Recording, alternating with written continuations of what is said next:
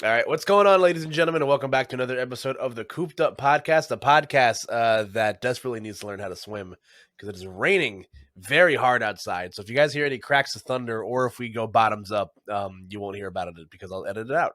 But as always, folks, my name's Koopa, and each week I sit down with a friend and we talk about all the things happening in pop culture and in between. And due to some a little bit of a break I needed just because I've been burnt out, folks, we're coming to you the week of San Diego Comic-Con, where in just a mere short days, Hall H will be filled with all of the biggest nerds on the planet, except me, because I've never been to San Diego or a Comic-Con before. So, but we'll talk a little bit about what to expect from that this weekend, and as well as reviewing two of the biggest of Marvel's biggest hitters leading into Comic-Con. And joining me this week, returning guest and someone who has canonically been to a Comic-Con before, it's Riz. What's up, man? Yo, I've been to Comic Con multiple times. Yeah, I've never big been. fan. I haven't been to You know San what? Diego though. That's on the list. Yeah, that's like, I feel like that's a black mark on my nerd card. Same. But I feel like not going to a Comic-Con in general is sort of like a rough one for me, just because you know what it is. I've always hated the way that Comic-Con does their ticket like It's releases. awful. It's so bad, and they always drop it at a time where I don't have money for whatever reason. The entirety of my life, whenever Comic-Con passes drop, and so I was like, oh, nope, Kyle doesn't have money this week. So I just paid a car bill. I It's just had a doctor's appointment. I just spent a lot of money on something stupid that I didn't need. Nope, it's fine. So they do it at like as inconvenient of a time as possible too. It's always at they like did. 10 a.m. on a weekday or some shit. Like it's so bad. But the good thing is, if you've been once, then it gets easier to get it next time because they give priority to people who've been there before. So You're telling me there's yeah. Comic-Con New Game Plus? Are you kidding Absolutely, me? yeah. Comic Con nepotism for sure. This is the worst. Someone should write a comic about this. Yeah, Riz, how you doing, man? It's been a busy couple weeks. We've gone to the movies a lot. Pretty good, Last couple yeah. At weekends, least like 5 times since the a last lot. time I was on. It's the summer of movies, baby. Yeah, We still trying to. I'm still trying to find a theater to show Marcel the shell with shoes on. I'm gonna look that up right now. But actually, I don't think that movie drops for like another week in theaters. Now that I realize it. Yeah, I'm an idiot. Am I oh, an I idiot? thought I don't know. It sounded like I it don't already know. came out. I think it did already come out. Maybe I'm an idiot. I, It's at the Garden State Plaza. Okay, I'll keep that in mind for later. Nonetheless, though, yeah, one of the movies that we're going to be talking about today is one that we saw together twice in the span of 3 days, being Thor: Love and Thunder, which I believe is, I don't think it's the third, it's the 29th film in the Marvel Cinematic Universe. So the big 3-0, 29. 29 movies, a lot of homework, a lot of homework to do. So if you're new to the MCU, God bless you. You got a lot of headway above you. But yeah, There's a we got couple that you to can talk skip. about. There's definitely a few you could skip. Some would say you could skip this one, but I disagree. Nah, you shouldn't. You shouldn't for sure. But no spoilers yet. As always, we're going to be talking about that, of course. Miss Marvel just finished up again. Two very polarizing entries into Marvel's pantheon, wrapping up around the same time. So it's going to be fun to talk about because I know you just from talking to you the last like 6 weeks, have both really enjoyed both Miss Marvel and Thor. And again, we'll talk about what we can expect from Hall H. I believe their panels usually on Saturday. That makes the most sense. Like the big Marvel panel. So we'll Yeah. talk about what we can expect to see from there. But first, just always remember to subscribe on the YouTube channel, as well as check us out on the Believe Podcast Network. The Patreon's on a bit of a hiatus for now until I get a better handle of scheduling, stuff like that. But definitely subscribe on YouTube. The podcasts are going up in video form, so you get to see what my room looks like and what Riz's room looks like if you're into that sort of thing. But Some again, people are definitely into my room. someone has been It's in your room before. I legendary. understand why. A lot of chairs. Oh yeah. Two TVs, a computer now. Like, forget about it. It's GG's. But yeah, so that's you guys can look forward to all that. Again, check us out on all of your favorite socials or wherever you get your podcasts. We're on Spotify, Apple Podcasts, Google Podcasts. Make sure to download the show, leave a review. All that stuff matters. As I'm trying to get to 100 subscribers on the YouTube channel too. So I might actually start doing content, which is hard. Instead of just me dumping this on the internet every weekend. Nonetheless, we're gonna get started with things here, and I personally would like to start with Thor because I feel like it feels so strange to say this, but where I saw Miss Marvel and Thor, I think they would end up in like the greater things of importance. Somehow Ms. Marvel came in at the last second, and we'll talk about it as probably one of the most pivotal moments in the MCU, I'd say, since Iron Man. Truthfully, I'm willing to go out on a limb and say that. I think that's it's a big step forward for what we can expect. I might be capping, but trust me, it's the point of. Are we gonna get to that later, or do I get to ask what you mean right now? Oh no, you can ask me about it later. Because Okay. first I want to talk about Thor. So, again, as the recording of this podcast, Thor has been out for almost 2 weeks now. And as mentioned, it is the 29th film in the Marvel Cinematic Universe and a direct follow-up to Thor Ragnarok in 2017. Directed and written by Taika Waititi and produced by Kevin Feige. And based on the Marvel Comics character of Thor Odinson, once again portrayed by the handsome Chris Hemsworth. I almost forgot which Hemsworth brother it was. Wow. There were multiple in this movie. That is true. I actually, that was so funny. And again, also features the stellar cast, which includes Christian Bale. Somehow, I'm always kind of shocked at these very famous people who've never been in Marvel movies before. And Christian Bale definitely was somewhere near the top of my list. Being introduced as Gore the God Butcher, features the return as well as Natalie Portman, reprising her role as Jane Foster, who we not seen in, I think, close to 10 years in a Marvel film. I'm not counting the cameos in Endgame. I was about to say, yeah, Endgame, but besides that, it's a cameo. She was barely there. Yeah. She was there. She was phoning in a favor. Again, great to see her again. But yeah, all your favorites are back here, of course. Tessa Thompson, back as Valkyrie. Russell Crowe making his I think this is definitely his first appearance in the MCU. I would remember as far as I know Russell Crowe appearance, as Zeus, and a small but very welcome cameo from all the members of the Guardians of the Galaxy. So this film follows the story of Thor as a space Ravager, but you forgot Kat Dennings. How did you forget Kat Dennings? You're right. Because she was there for one scene. So disappointed. I know. And Kat. Matt Damon? Is that who is playing Thor? Yes. That's who was Loki. Yeah. That was so funny.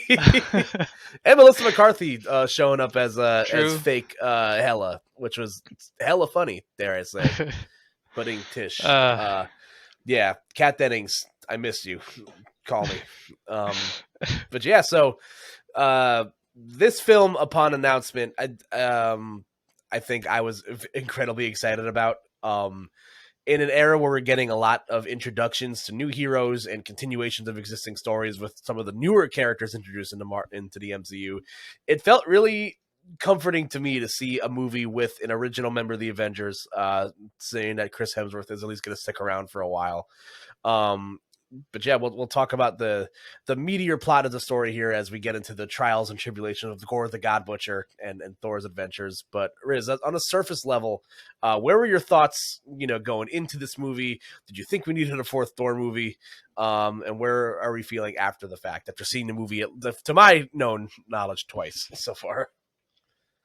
Need? I don't know if we needed another Thor movie, but I wanted another Thor movie. Right. I would have been down for this to just be called Thor Ragnarok 2 as a way to separate, as if Thor Ragnarok is separate series from Thor. You know what I mean? This isn't the fourth Thor movie. This is the second Thor Ragnarok. Yeah, so wouldn't say need, but I wanted. That's valid. I pretty much feel the same. It's kind of the trials and tribulations of Thor as a franchise in the MCU has been incredibly polarizing. I personally enjoyed those Kenneth Branagh, at least the first Kenneth Branagh Thor movie. I thought it was fun. I thought it was interesting. Thor: The Dark World does the exact opposite of everything, and that movie's bad for a reason. There's a reason people rank it in the bottom of their list is because it's not a good movie. Sure, it introduces the Reality Stone, whatever. Who cares? The movie sucks. But Taika Waititi doing an excellent job. Kind of injecting some life into this franchise. With Thor Ragnarok.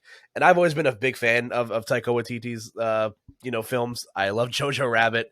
Anything he puts his hands on, it's one of my favorite movies of the year that it came out. I don't remember. I think it was 2019. Honestly, 19, yeah. Yeah, but I love Taika Waititi. Anything he does is magic. I think he's a phenomenal director and really injected life into what was sort of a mediocre film franchise for the most part. It's really showing Chris Hemsworth's range as not just a serious actor, but as a real funny guy. He's a really funny actor. And Thor Ragnarok, again, crushed, it crushed box office records. It's a very sneaky, for me, top 5 MCU film. I think I wouldn't say it's sneaky for most people, but it's a solid film. Does this movie hit the same heights and highs that Ragnarok did? No. But it's still, I think they've kind of found their niche with Thor, where they want to go with the franchise, and I'm okay with it. And coming off of a bunch of films where it's a lot of story building, it's a lot of real serious implications of what could potentially come forward in the MCU. It was kind of nice to just turn your brains off and watch a comedy film. Truthfully, like at its core, this movie is a comedy, and if you're not into that, then that's your prerogative. I love comedies. Not everything in these movies have to be super serious, but. It was kind of nice to get a break from what's been a very heavy exposition. Are they doing or not doing the multiverse sort of thing with the MCU? And we'll talk about tonally how that's also been the case with Miss Marvel as well. But I would say my biggest thing coming out of this movie is that it was a breath of fresh air, and I really enjoyed it. Yeah, I feel the same. Yeah, there we go. I feel like we'll talk. Go ahead. Just what you said, how Marvel's just been very exposition heavy. Maybe it's just a Phase 4 thing, but this did not deal with that. This was just its own thing almost. I liked it.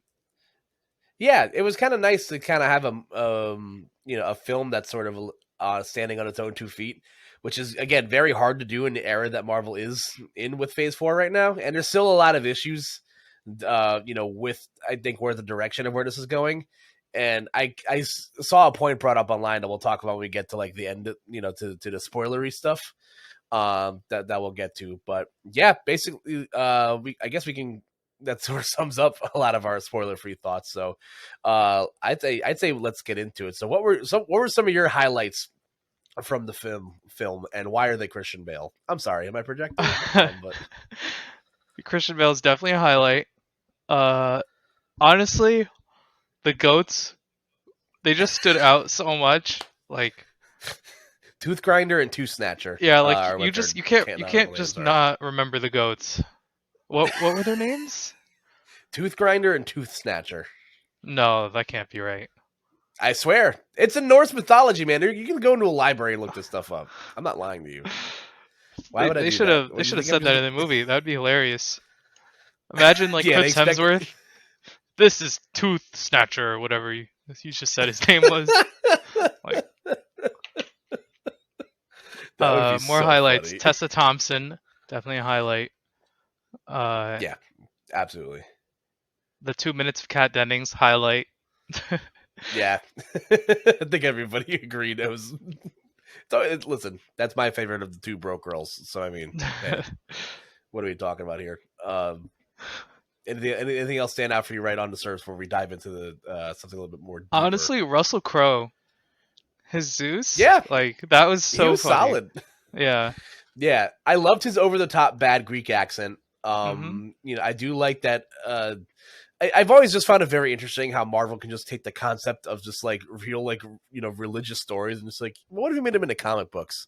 Because like I forget myself sometimes that like a lot of this like Norse mythology stuff is literally just being ripped like straight from like Norse mythology, but Mhm. I've just been so accustomed to just reading comics my whole life, where it's just like, oh yeah, like I forget this is the actual like based in history somewhere. So seeing the character of Zeus show up for and almost get wasted, in the scene that he was in. Yeah. Spoiler alert: Zeus does not die, although it does very much look like he does at one point. That was a lot of fun, and I think for me, Christian Bale again proves why he's such a phenomenal actor. He absolutely crushes it in a very interesting adaptation of Gore the God Butcher. I'm a little bit more of a comics reader than I used to be. And I've read this line of the Jason Aaron, Thor comics, and Gore the God Butcher it was going to be a hard villain to pull off because of how like alien like he looks. And I was actually kind of surprised at the amount of like, scenes that Christian Bale's in. I'm just like, yeah, that looks like he's just him acting with some like weird face markings on him. Like it Yeah. didn't feel like super over the top with the CG, but he absolutely crushes it. Like now he gets like the royalties of DC money and Marvel money. One of the few to have crossed over from both sides. Like my man, good on him. He was my highlight of this movie for sure. Definitely. And also for me, I think something that they needed to get right here was the Jane Foster of it all. Obviously, if you're a comic book fan, it's a spoiler if you haven't seen the film. The way that Jane ends up becoming Thor is when she gets cancer. She gets stage 4 cancer and turns and even says it in the movie. It's like, oh, I figured I'd turn on American medicine and try Viking space pirate magic. Which is exactly, again, beat for beat for the comics. She uses the power of Mjolnir and Thor to try to mitigate her cancer, but ends up actually, sucking the life out of her. So how are you feeling seeing Natalie Portman return in it's definitely a much bigger role than we've seen in 2 movies past? Um, one of my biggest complaints about Thor 1, I haven't seen 2, but one of my biggest complaints about the first You Thor, still haven't seen it yet? it's the only Marvel movie I haven't seen. But anyway, that movie's on cable all the time. It's so bad. I'd change the channel. All right, I'll give it. You got it. So it's how underutilized Natalie Portman is, because she's a great actress. Like, Yeah. she's just like whoever played Jane Foster in the first Thor did not need to be Natalie Portman. They could have just got anybody off the street, and they would have given you that performance. Like, yeah, It's but pretty this bad. time she's actually a character. Yeah. Yeah, incredible. Yeah, Natalie Portman, her first movie in the MCU, big fan. Yeah. Honestly, same. Like as I love Queen Amidala or Princess or Padme or whatever. Have you seen the gif going around of Natalie Portman like jumping onto the to the mountain Attack of the Clones, and everyone's just like, oh, like Natalie Portman's pelvis withstanding like 2,400 tons of pressure because she jumps from like a massive height. Oh God, no, I did not see that gif. It's pretty. It was pretty funny. I'm just like, you know what? It's Star Wars. I'm willing to suspend disbelief. She can do Yeah, that, but no, dies of a broken heart. Whatever. the Force, you know. Yeah, sure. Midichlorians. Yeah. Whatever. That's a different podcast. Yeah, listen, I love Natalie Portman as an actress. She's one of the best actresses in Hollywood for a reason. And they gave her just jack shit to work with in these first 2 movies. Like, what I I'll thought take was your word for chemistry. it for the second one. Truthfully, I don't. It's there. You see a lot of it in the flashbacks anyway. But like that little flashback scene where Korg is just kind of rattling off about the story of Thor and Jane, I saw more chemistry between Chris Hemsworth and Natalie Portman in that like sequence than I did through 2 Thor movies. So it speaks volumes for just like how great of a director Taika Waititi is able to give And voice actor. Natalie Portman. And yeah, he's so good, man. Love Korg. Big fan of Uncle Korg. But like it just gives Natalie Portman so much to play with here. And I was so excited to see when they were doing the Mighty Thor storyline because she delivers on all fronts. And it was just so much fun to see, Mjolnir in action again, and the Taika Waititi not being afraid to make it a finite cameo appearance, because spoiler alert, Natalie Portman dies at the end of this movie.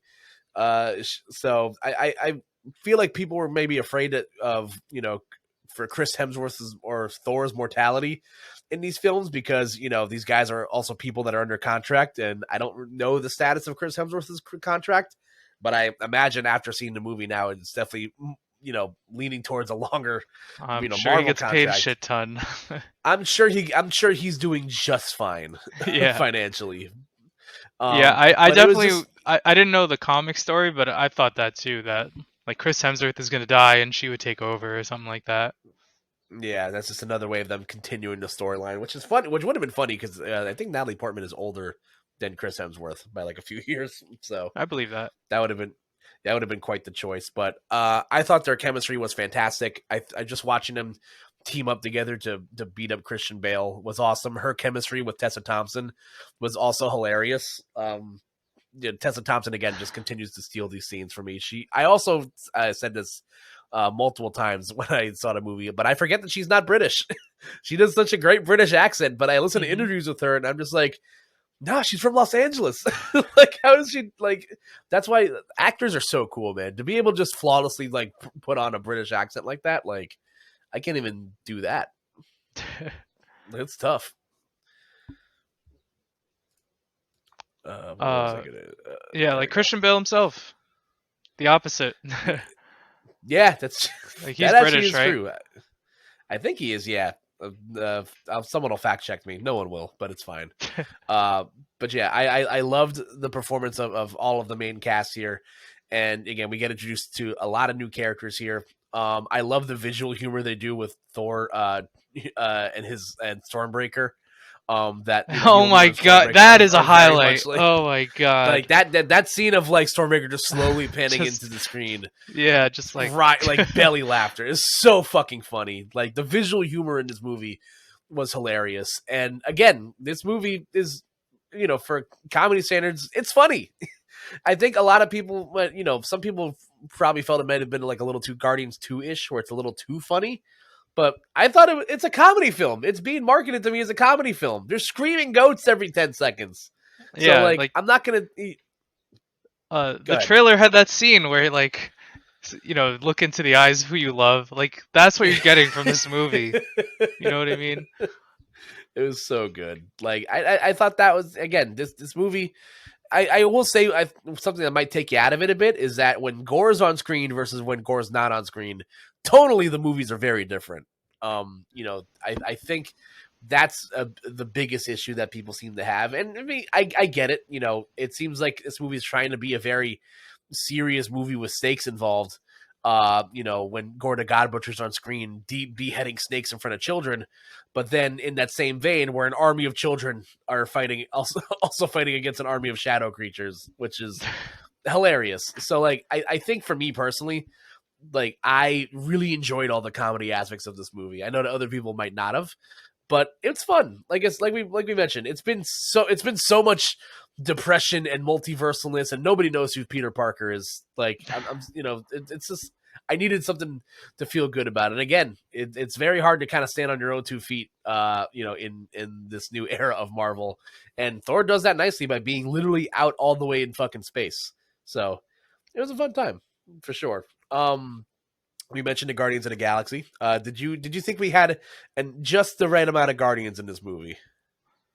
I could have used more Guardians, but it made sense, you know, like I guess writing wise, like having him split Yeah. up, it would make way more sense to not have them around for this whole like Jane Foster story, you know? Yeah, it was nice to see them for a few, you know, scenes though. Again, we haven't seen the Guardians of the Galaxy. Well, we saw them in Endgame, so I guess that counts. But you know, the Guardians haven't had a proper film since Guardians 2, and that's Guardians 3 is still something that's, you know, this could be this, you know, where that gets kickstarted. You know, because there is a faction of people that are going out to save people from having their gods killed. So, you know, there's definitely a scenario where that can be the jumping off point to how Adam Warlock gets introduced in Guardians 3.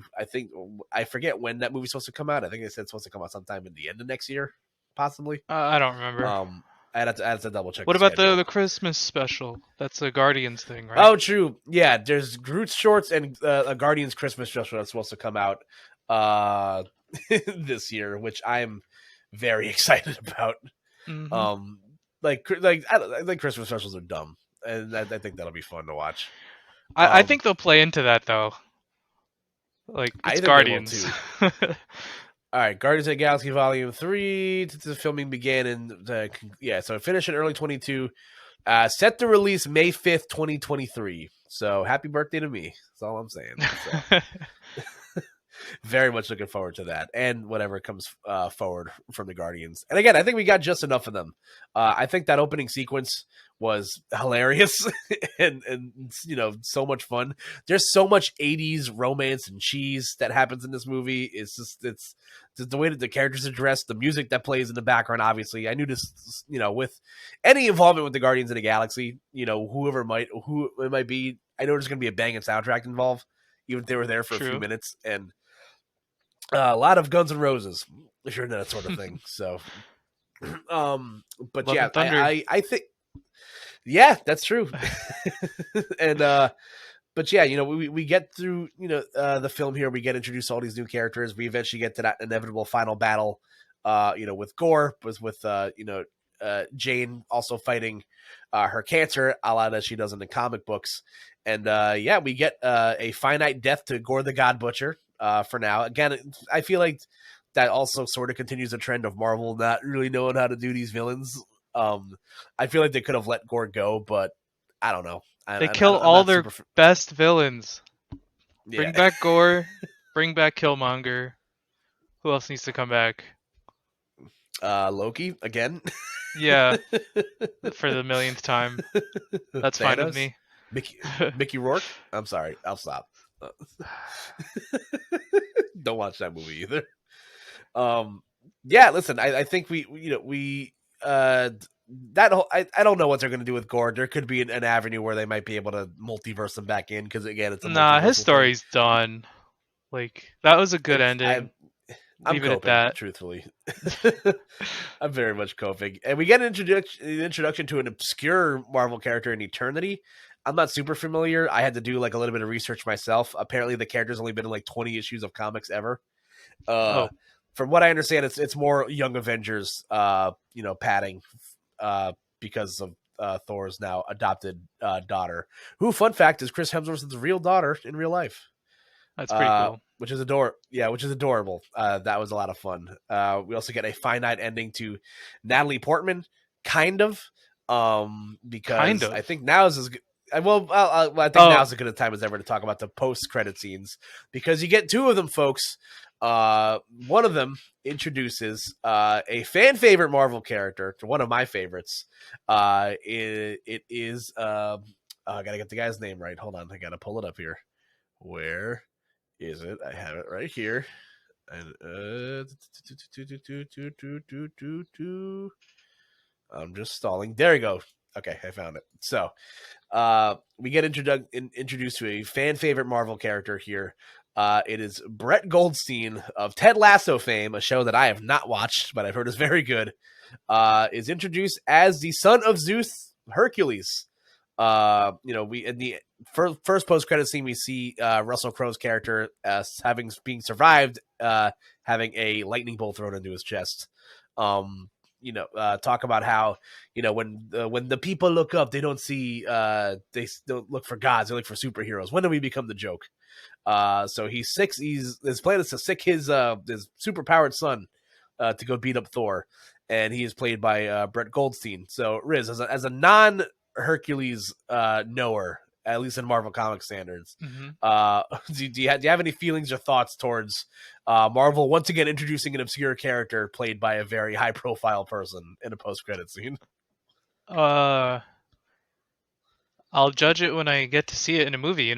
I think we could get like really funny scenes, because Thor and Hercules are like the same thing, right? Like, there's mythology-wise, they're different at the same character. So. Yeah, like I could see like Hercules and Thor making jokes where it ends with like Hercules being like, "At least my dad's not dead," like some shit like that. Like I'm ready for those jokes.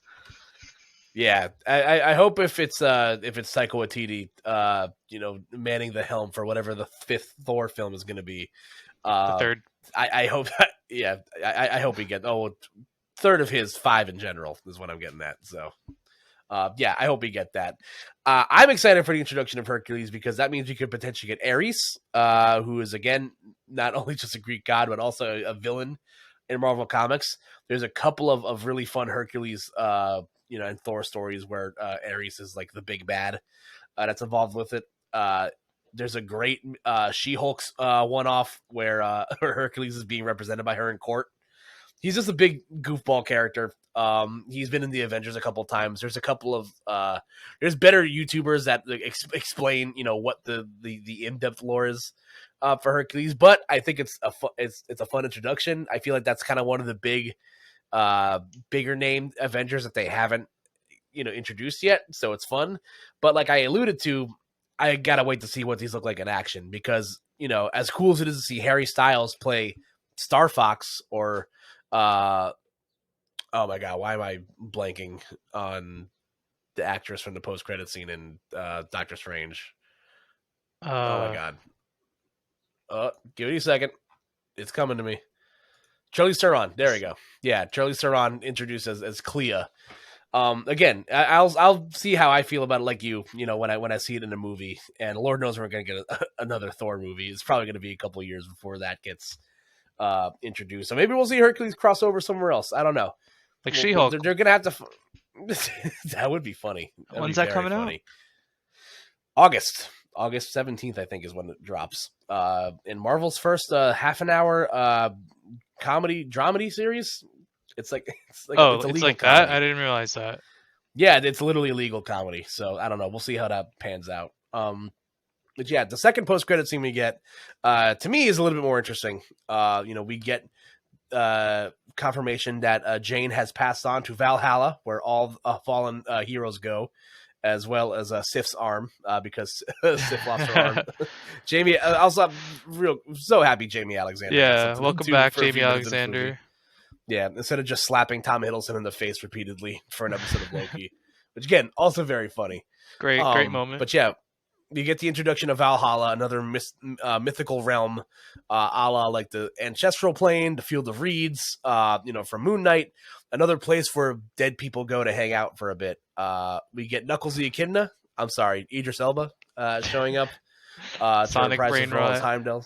Yes, hey man, what can I say? It's right there. It's right there. There he is. True. Another movie we saw together in theaters. Mm-hmm.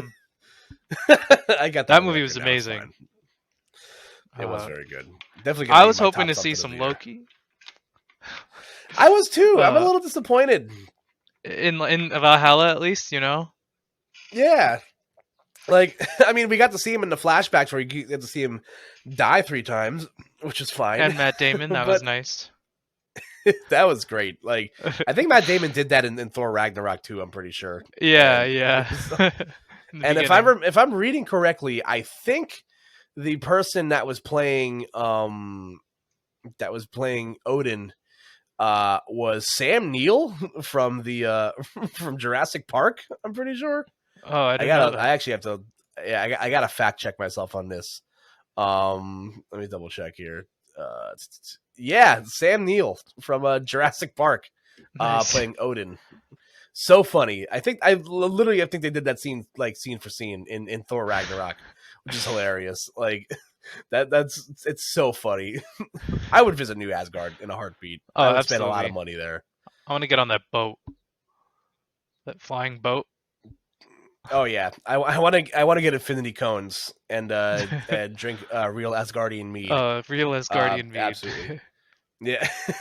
But yeah, so we get the confirmation that Jane is dead and now just kind of going to be hanging out in Valhalla. There are some very I haven't read these comics before. I just know there are some comics where Jane is a Valkyrie and she's just doing shit up in Valhalla.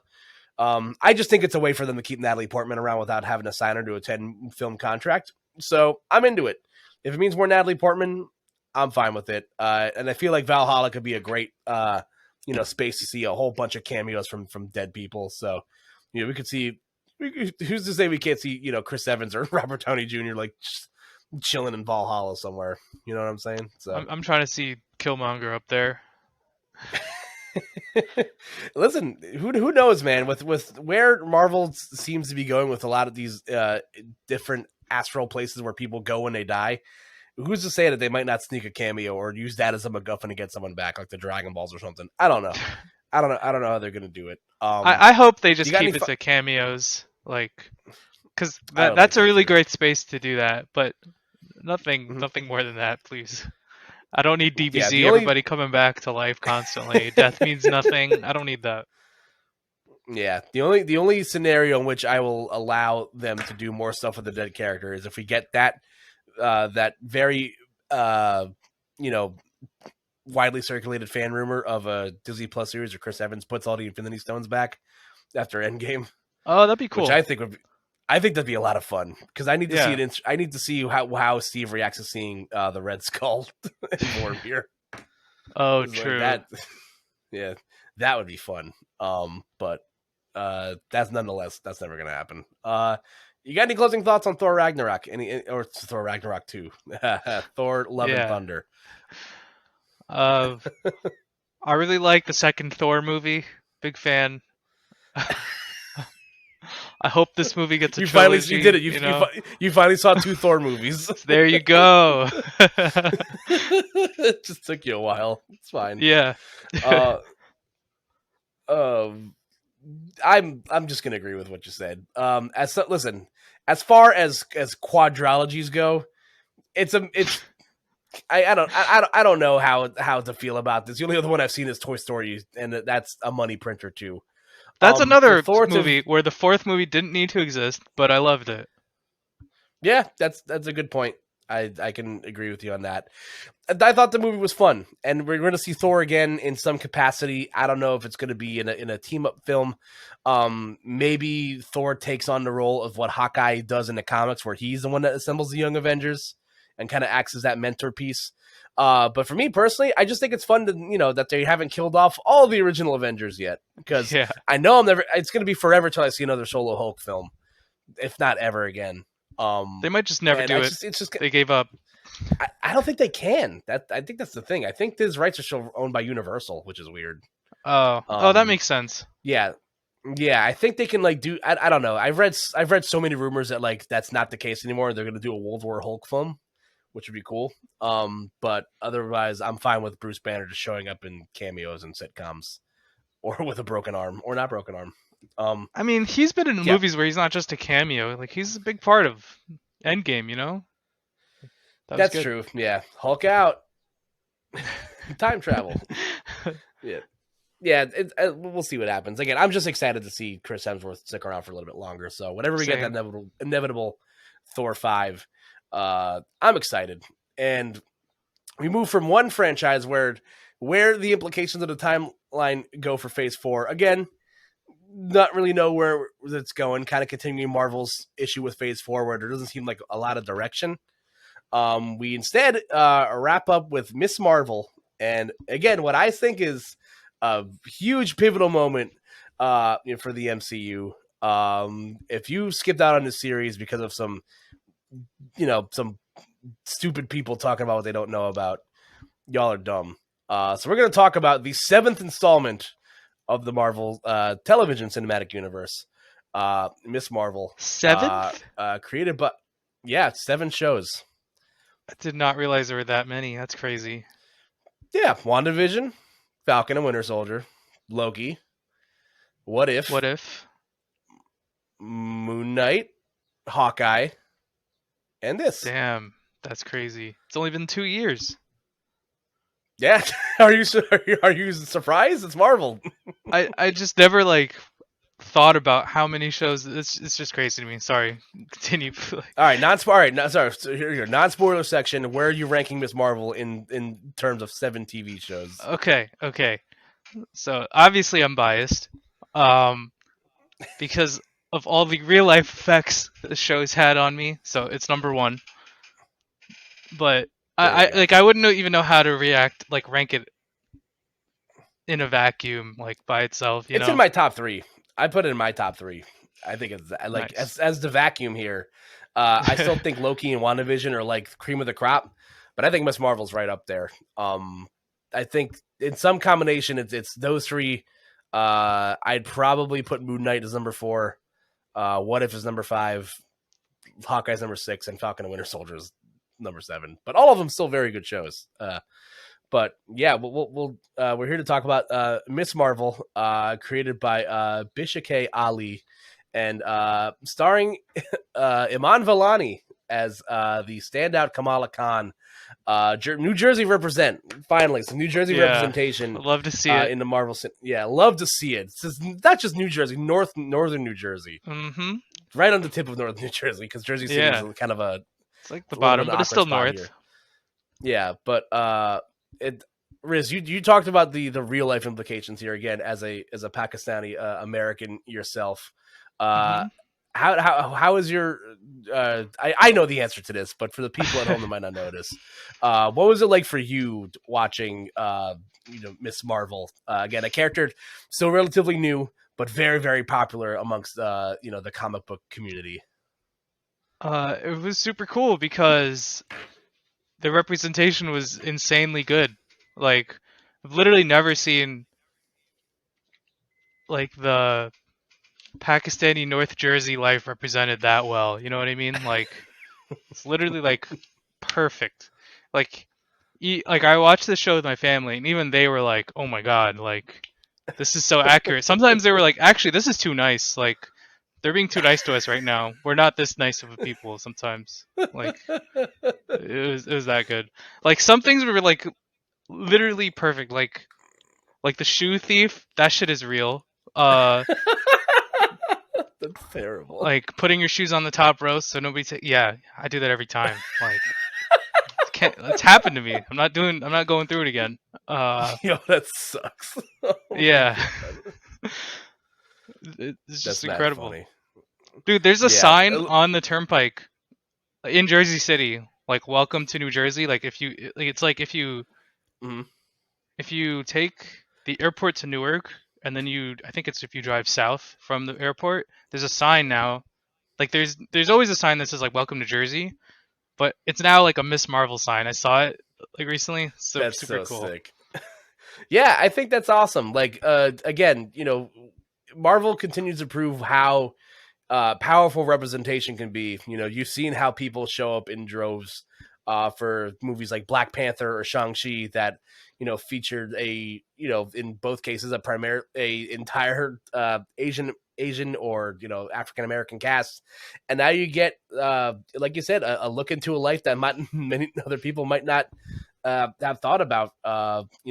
With a Pakistani American superhero in Miss Marvel, and I think that alone by itself was just cool to see. Again, as someone that's known you for a long time, it's just seeing how.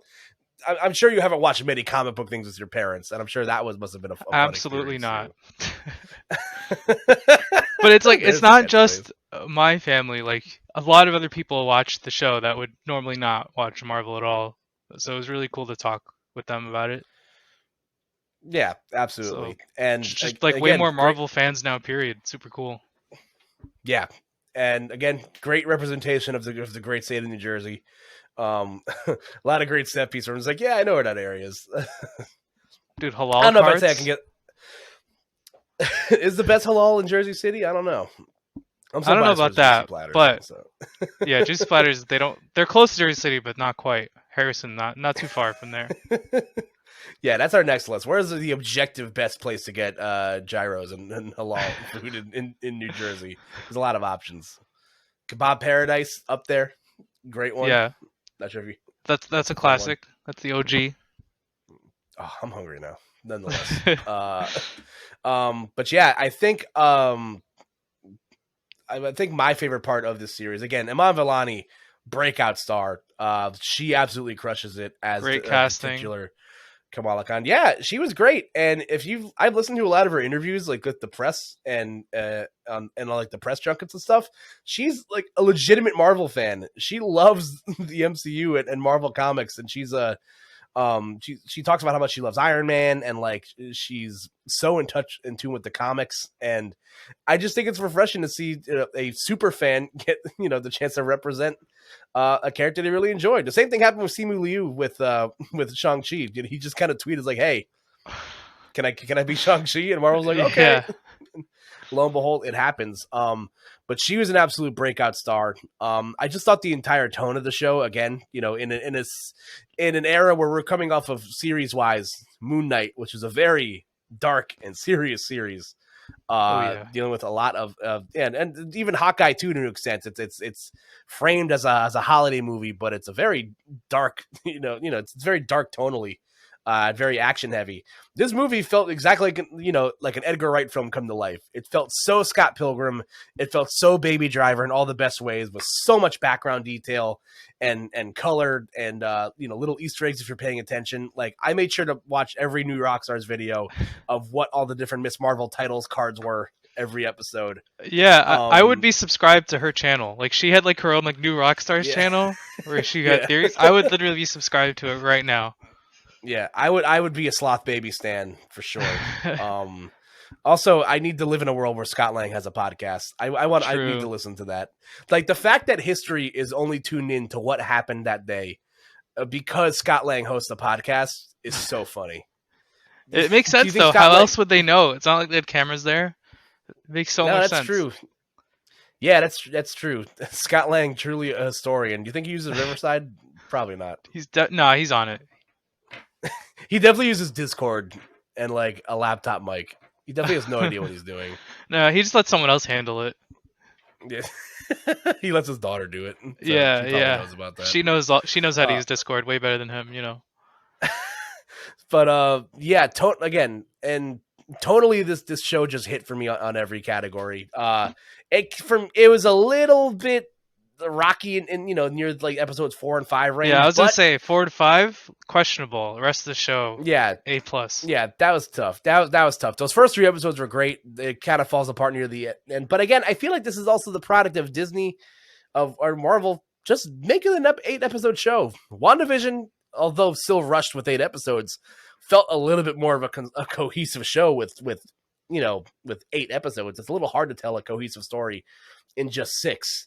Although I will say, compared to most of these other 6-episode shows, I think Miss Marvel does the best at kind of hitting a finite ending here. And despite all the controversies coming into the show, because the series famously takes liberties with Miss Marvel's powers. In the comics, Kamala Khan is a Inhuman. She gets her powers from a Terrigen bomb explosion, I believe, if I'm remembering correctly. So she gets the power to embiggen herself, a la Reed Richards of the Fantastic Four. But spoiler alert, I guess they don't want to do that this time around. We got X-Men coming in. Yeah, spoiler alert. But we got X-Men and the Fantastic Four to feed. So instead, they make her a much more cosmic character. They introduce what I believe to be the Negabands. Or the quantum bands, it's Kree technology. Again, you can't tell me that blue arm you saw, in the 100% Kree partition of India was not Kree. So there's Kree tech involved Captain Marvel stuff going on. You like 100% Kree. Yeah, it just makes perfect sense. Let's talk about. Let me get your thoughts a bit on Iman Vellani, Kamala Khan in general, and some of the other characters in the ensemble too. So. What are your thoughts? What are your thoughts on Kamala and who are some of your other favorite characters? All right. Kamala's brother, literally me. Amazing. What else we got? Oh, I need to highlight the way the style of the show. Like that might be honestly my favorite thing about it. Like when she's texting and you see the words like outside the phone, like I love that. I eat that shit up. Who else? I really like her friend, what's her name, Nakia? Nakia, Like yeah. her, I don't know. That was just done really well. Although, going back to when I said uh, the representation was a little too nice. There's no way a North Jersey mosque would let a high school girl on their board. Sorry, impossible. Never ever couldn't happen. Yeah, Uh, definitely. Very interesting. That would have been I something. thought the the parents were really good. Like that is a North Jersey parent right there. Both of them. Yeah, I definitely enjoyed the family dynamic of the show, Hmm. which that's something that's been missing from, a lot of the Marvel stuff. I guess if you're counting Clint talking to his kids and lying to his wife, as a family dynamic. But it felt very, I just loved that part of the show almost as much, if not more, than the actual superhero stuff of it all. I love the relationship between Kamala and her mom as they're trying to kind of, meet compromise. I love Kamala's dad so much. So good. I love that he also loves the host of snack cakes because of how synthetic they feel. Like that line fucking killed me. I thought that was so funny because I was just like, yes, this is exactly how they taste, and it's terrible. But if that's what And you're I can into. confirm, yeah, yes, and I can confirm from reading casting stuff that I believe her family is set to appear in the Marvels. So Oh, really? yeah, which I guess makes sense Cool. once you see the post credit scenes here. Yeah, yeah. Um, yeah, but I love Kamala as a character. I think she's so true to to how she is in the comics. A lot of the stuff beat for beat is from the comic books. That scene where she drinks the orange juice and it's actually orange juice and vodka. That's like literally ripped straight from the comic books. There's just a lot of the scene of her sitting on the light post, obviously, like famously, like a cover for Miss Marvel. Um, I just Great thought in shot in general the she was show, by great. the way. Yeah, absolutely beautiful shot. New Jersey, baby, represent the Big Apple. You know what I'm saying? So, um, it's and again, it's Iman Vellani again to me is the star. Um, she's awesome. Again, it took me a while to kind of get used to like the cosmic aspect of Miss Marvel's powers. A lot of which we're gonna have to, get discovered because is she a djinn? Is she a clandestine? I think one of the things that fell flat for me again, the villains of the show, the clandestine, uh, kind of get get their butts whooped very early on in the series. But I think the focus of the show is that no, damage control is bad, and this woman is a racist and Yeah. shooting at kids. Yeah, Well, which I guess is they implied not. that it's not damage control that's bad, it's just her. Yeah, That's kind of what they were going for. yeah, that was tough. I believe, and I also believe that character. I've seen that actress before. I think she was in Orange Is the New Black. If I remember correctly, I forget what her name is. I'll probably find it somewhere. Anyway, nonetheless, um, I'm also a big fan of Bruno. Oh yeah, shout outs Hope, to Bruno. hopeless. Yeah, shout outs to Bruno. Shout outs Brian. to yeah, to Brian. We don't talk about Brian either. Cameron again, great character from Yeah, he the was really comics, good. and yeah, and also alludes to a new human in the comics. I believe is what his character is.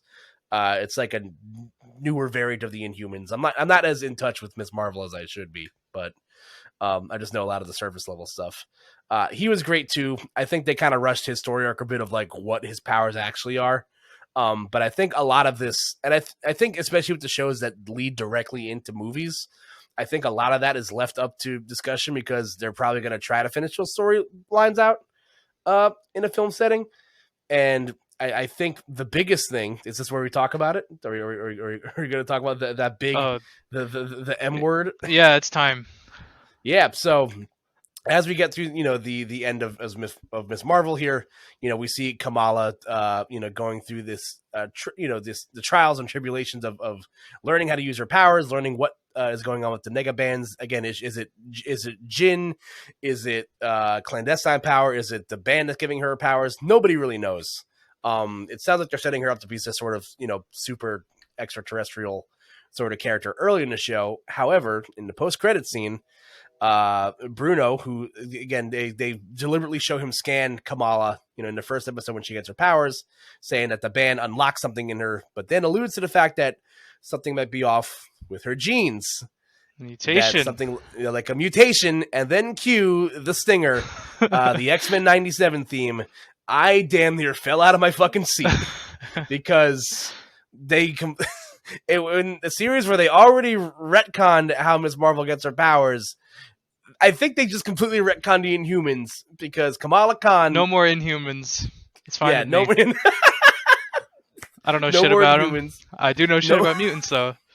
Yeah, no more Inhumans. Kamala Khan confirmed the first mutant in the MCU. It's happening.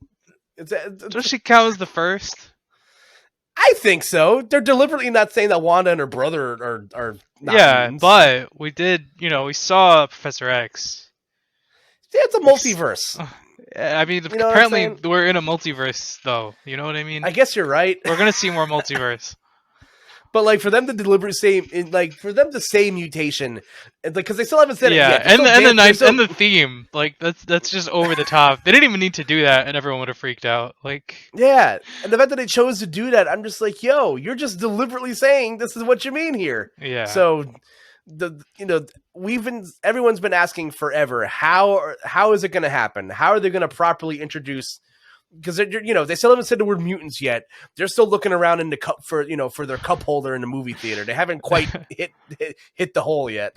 But we're getting there. This is the first real confirmation of mutants, that people with different genes exist.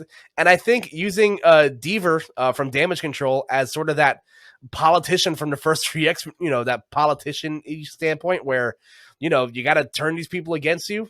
Kamran unable to control his powers, of the age where mutants get their powers at puberty. It's all right there, for the taking. And I'm like I said, I think this is just as important as a moment in the MCU since the Avengers Initiative, because this is what we've been waiting for. Yeah, we've wanted X-Men day one. Yeah, and they've been teasing us with it, whether it be Evan Peters or Charles Xavier. Oh, that tease is awful, man. I'm so pissed about angry. That. My nuts are still blue, truthfully. I'm pissed, but I'm just so as a fan of the X-Men, I love the X-Men. I don't think I don't think I'm saying anything groundbreaking here. I think we were all curious how they're going to get introduced. And for them to kind of put that in there at the end of Ms. Marvel, it gives the show some weight. Who knows what's to come? And I don't think they're doing this on purpose either. I think this feels very calculated. I think Marvel knows that this is the last thing coming out before Comic-Con. I think they're gonna give us the true confirmation of something X-Men related. We're getting either the X-Men or the Fantastic Four at Comic-Con. I don't think we're getting both, but we'll talk about that in a second. So. Riz, are you excited for mutants? Or oh, absolutely. I'm trying to see Wolverine cast. Who's it gonna be? That's gonna be the hardest one. And truthfully, I've seen some videos where, and let me pitch an idea here. I've seen some fan theories online of how people want to introduce the X-Men into the MCU, and people say the best place to introduce them would be just do a Disney Plus series, because there's a lot of history that needs to be fleshed out with these characters. But introduced in Disney Plus, or introduced somewhere else and then fleshed out in Disney Plus? I like the idea of introducing them in cameos and then having I would watch a Wolverine series, because Wolverine is because that character needs to be fleshed out. That needs that character is as important to the nexus of Marvel as a character like Captain America or Iron Man at this point. So that's the one where they have to get it right. And I think they have to properly give that character its dues.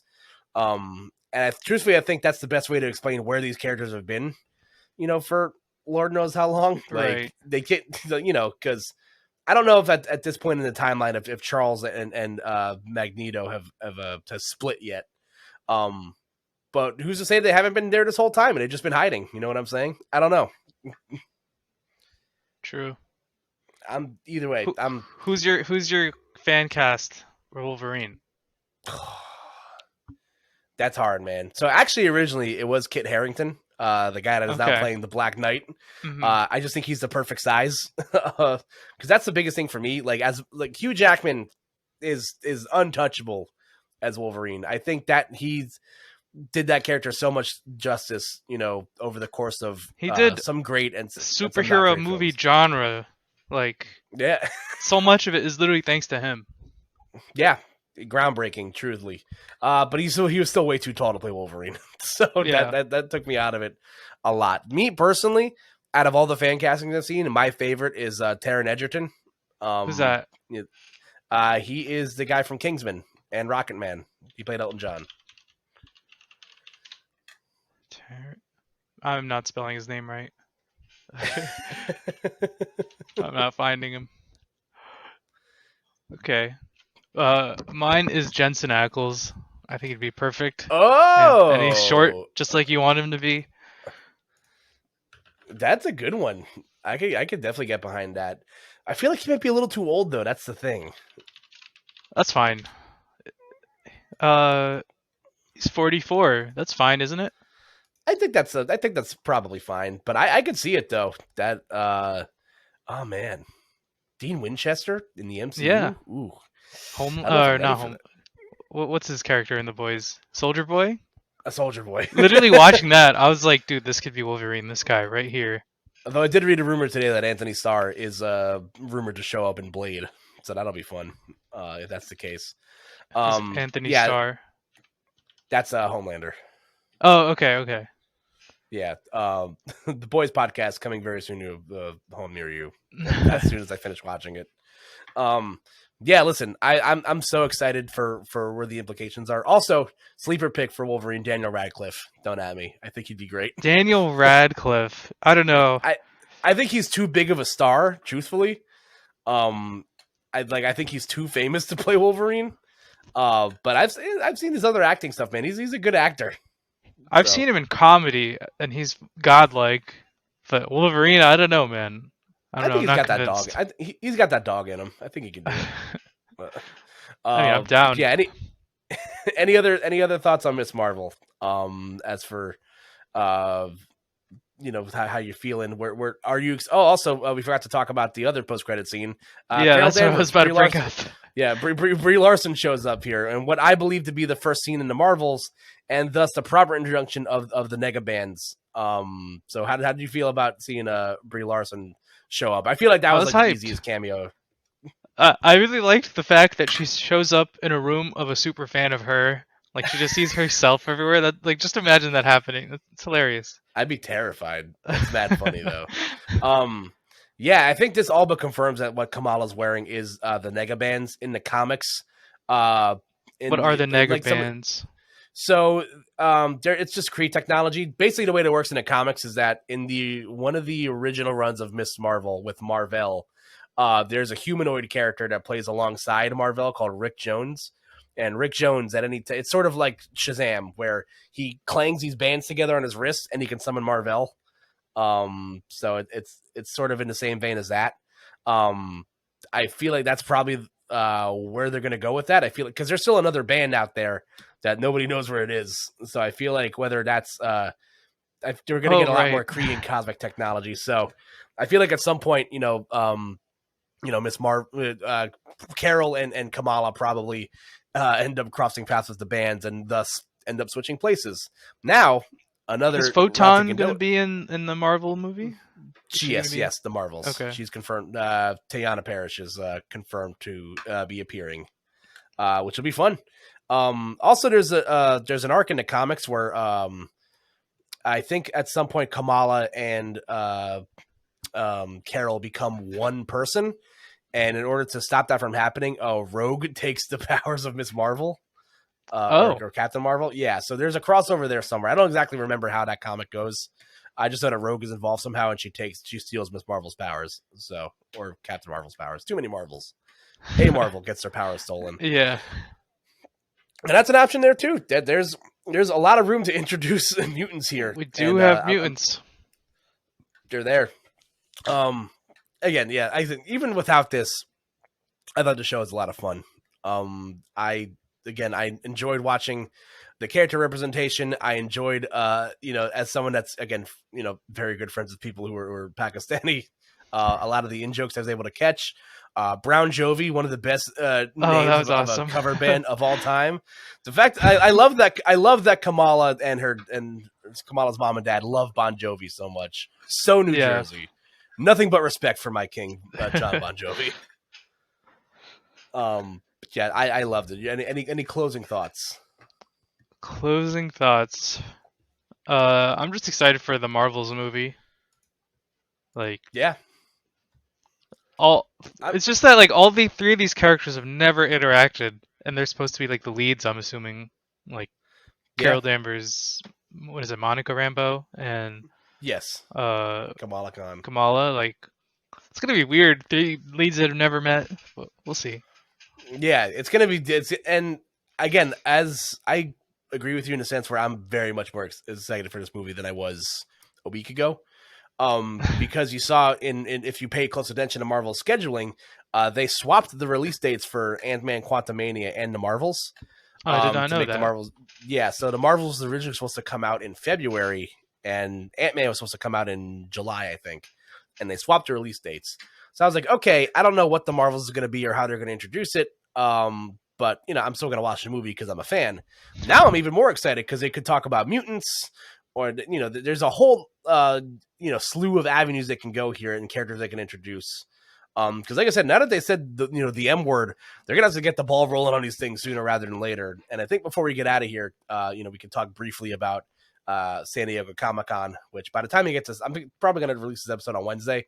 We'll be a few days away from some of the big announcements of not just Marvel, but Lord of the Rings. Dungeons and Dragons, a whole bunch of franchises and stuff that are going to be, coming out and getting announcements over the course of the weekend. But the Hall H panel at San Diego Comic-Con is like legendary. So, Riz, you got any anticipations or things or wants you want to see revealed this weekend as a consumer? I need to see Black Panther. We know nothing about this movie, and it's supposed to come out this year, right? Like, yeah, it's supposed to come out in November, and we know nothing about this movie. If a trailer doesn't come out for it this weekend, then the movie's getting delayed. Like, one or the other, right? I don't see how there's any other possibility. I'm convinced that movie's not coming out until I see a trailer for it. So exactly. It's like Flashpoint. It's just never going to come out until I see it. Like, I won't believe it even until the day before I walk in the theater. I won't believe it, truthfully. But I think a lot of what we can expect is Marvel's going to show a lot of stuff for things that we know about. They're probably when betting the farm, I will give you $1 if they don't show a Black Panther trailer. I think we're gonna get a Black Panther trailer.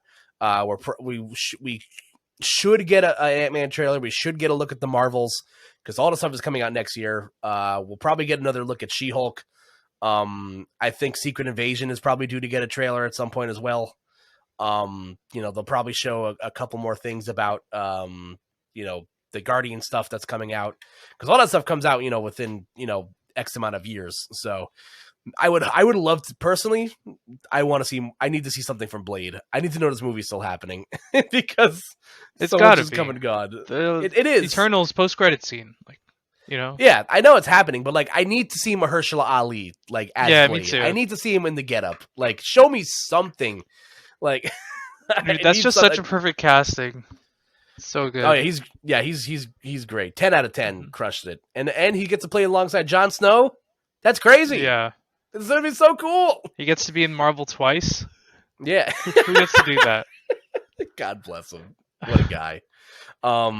Yeah, I think we're gonna see a lot of that. But for me personally, I would love to see something from Blade, but I'm not betting the farm on it. However, out of the big two we still know nothing about, I think we're going to see X-Men stuff this weekend. I don't know if we're going to see Fantastic Four stuff. There's been a lot of rumors circulating of like who's in the mix to play whom in that movie. Mm-hmm. I think that's probably going to be something saved better for D23, where they finally reveal the cast, because we still don't know who the director is for that movie after John Watts stepped down.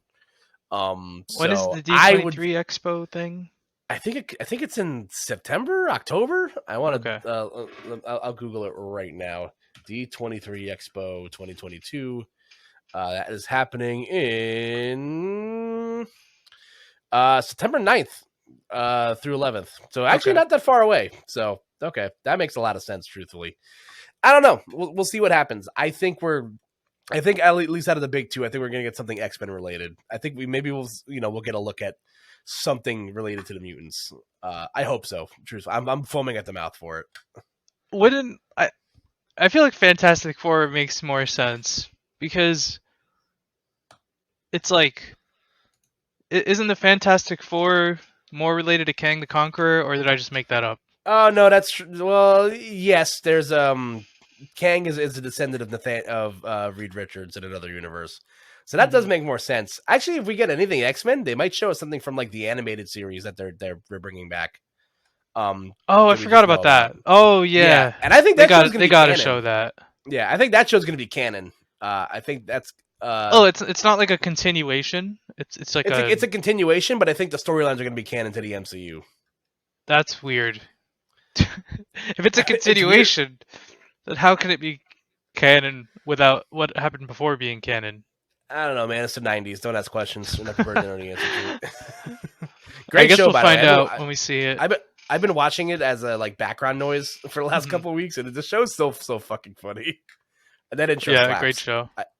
I hope they keep jamming that singer down my throat because that's one of like the best theme songs ever created. I mean, we know they will because they've teased it twice now. Yes, I feel like I was the only one in the theater that popped off during Doctor Strange when they played the doodle-doo-doo-doo. Yeah, I didn't even hear it. I was pissed when I found out later. Lost my fucking mind. I was like, it's crazy stuff. Yeah, I'm very much excited. We'll probably talk more about the Comic-Con stuff, in next week's podcast in a post SDCC era. But that's gonna be it for this week's episode, I think, folks. Riz, thank you as always for consuming in the media monopoly that is the Marvel Cinematic Universe with me, and I appreciate your patronage. And we'll see you whenever She-Hulk comes out or whatever. True.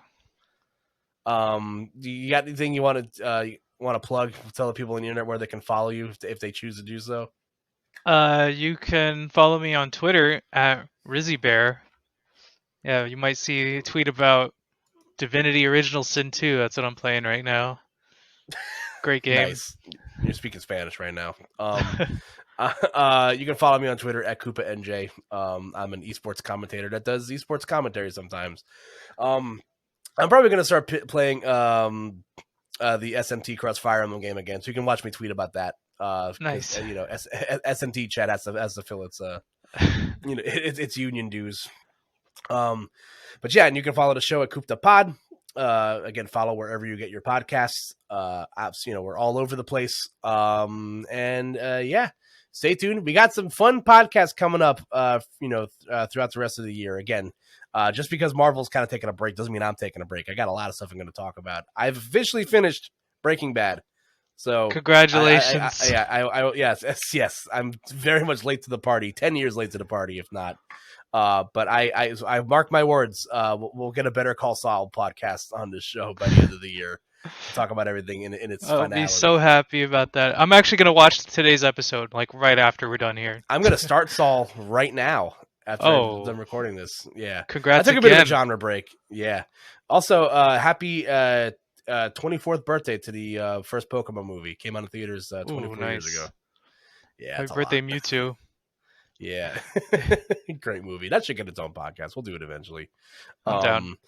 Yeah. All right, folks. Until next time, everybody have yourselves a wonderful night and take care.